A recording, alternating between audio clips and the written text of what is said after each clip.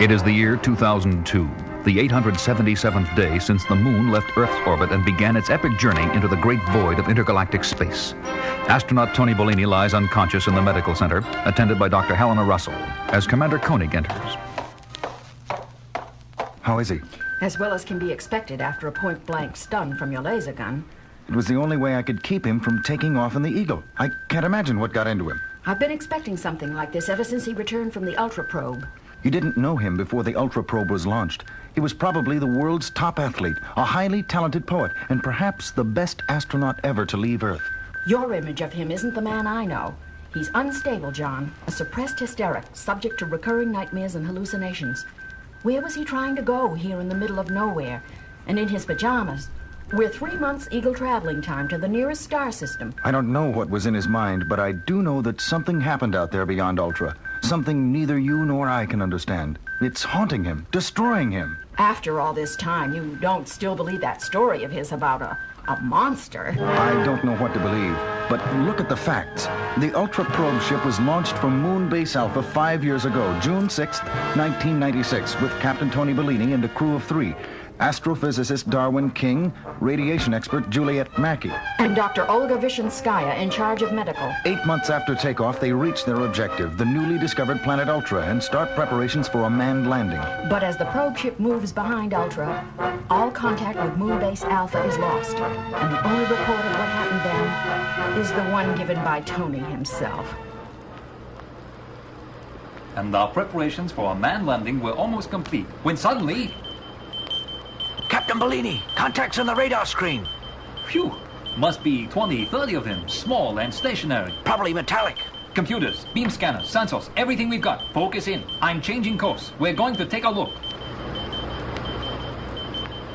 Captain, out the window, look. Spaceships, over 20 of them. All different sizes and shapes, just hanging there, drifting aimlessly. Obviously from a wide variety of space civilizations.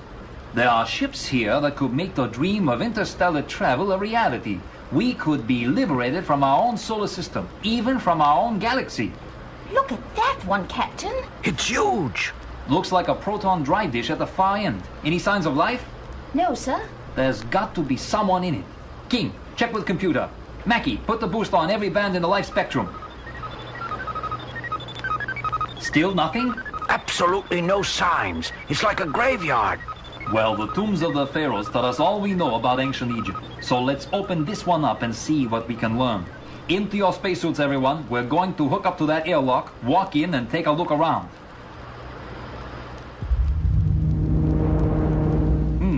Nothing unusual here.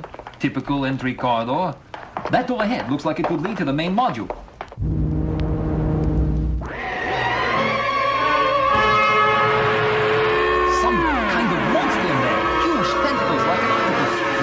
Should be a flaming orifice, like an open fiery furnace. One of the tentacles! It's got me! It's dragging him into that fire. Oh! Captain, for God's sake, close the door! I can't close it, it's jammed. Good Lord, it's got Mackey and Vishenskaya, they're all gone. And now one of the tentacles reaching for me.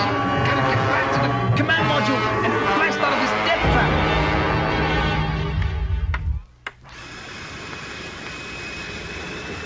After an incredible 6-month voyage, Bellini made it back to Alpha, alone, more dead than alive. The story he told of his encounter with the monster was difficult to believe even then, and the recorded data of the black box cast further doubt on his veracity. Veracity. I'll never forget the way Commissioner Dixon ripped him apart at the hearing held on Earth when Tony was well enough to attend.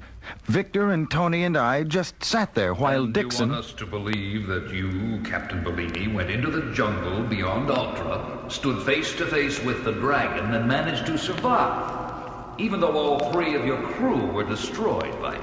That is exactly what happened. Well, to put it bluntly, Captain, I think you concocted the whole story to cover up the fact that you bungled the decompression procedure, prematurely opened the airlock, and killed the crew, and you haven't the guts to admit it. But the blips on the black box, they prove his story about the spaceships. They prove only that there were contacts, not that they were spaceships.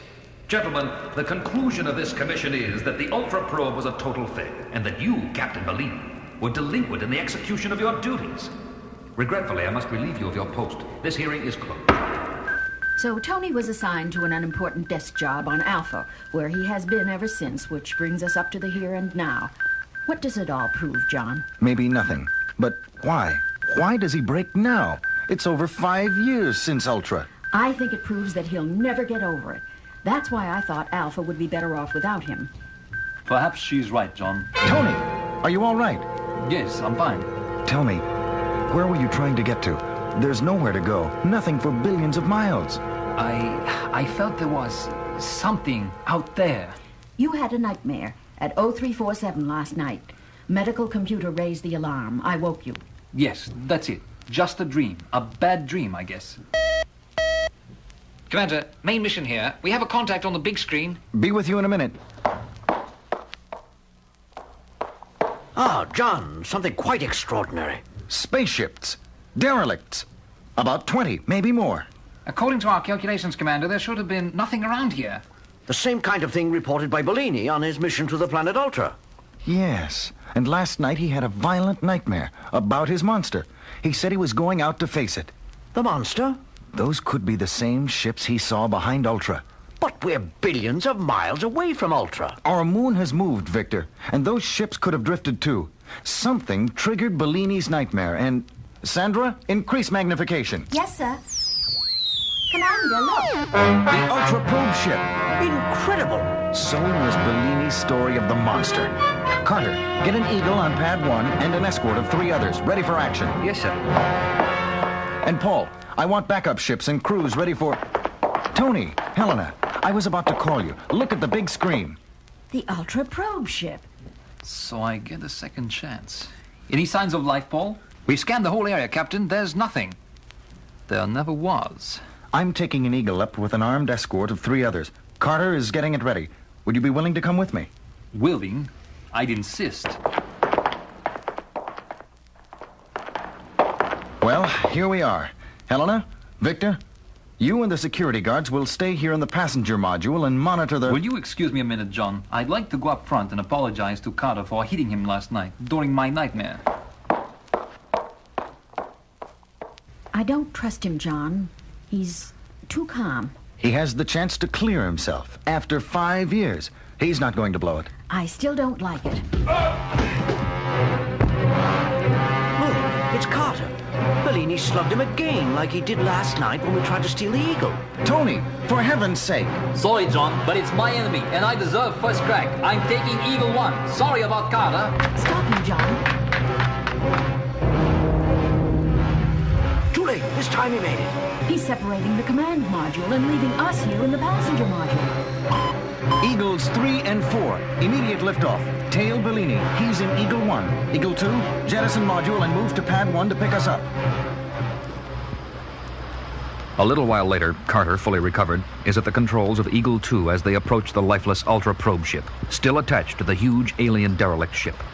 Eagle 3 to Eagle 2, Bellini is lined up with the airlock on the probe ship. He's made it. A perfect docking. Okay, Eagle 3, stand by. Alan, line up for a docking on the main module. Helena, any life signs? Nothing. Wait. Something? An alien life form? No. Just Bellini. If there were anything else, John, like that monster, we'd surely get some indication. Provided our instruments could read it. Ready to dock, Commander. Okay, Alan, easy now. Perfect. Helena, still no life signs? Only Bellini's. All right. Lasers ready. Here we go. Into the airlock. That door ahead opens into the main module. Carter, you and I go in first. Let's go. Good Lord! The monster! Look there, Bellini! Standing on the monster's head. He's got an axe. Look out for the tentacles! He's bringing the axe down on the monster's head. You really hurt him. Tony, look out. Fall back, Commander. He's mine. This time I... Drop the axe. He's falling. Tony! The monster! It's got him! Oh, Lord. Fire all lasers. They don't seem to have any effect. Keep firing. I'm going to get that axe. Moving between the flailing tentacles, Koenig works his way close to the monster's head, picks up the axe, and with every bit of strength he can muster, drives it into the creature's head. You caught him! Yeah, but what a price to pay. Later, on the way back to Alpha. Poor Tony. He was right all along. Why couldn't I have believed him? The monster was more than any of us could believe. According to our criteria, it was never alive. How ironic that a creature so impervious to our contemporary weapons should fall victim to a plain, old-fashioned axe. Well, I think Tony would be happy to know, at least, that future space travelers will never again be trapped in the Dragon's domain.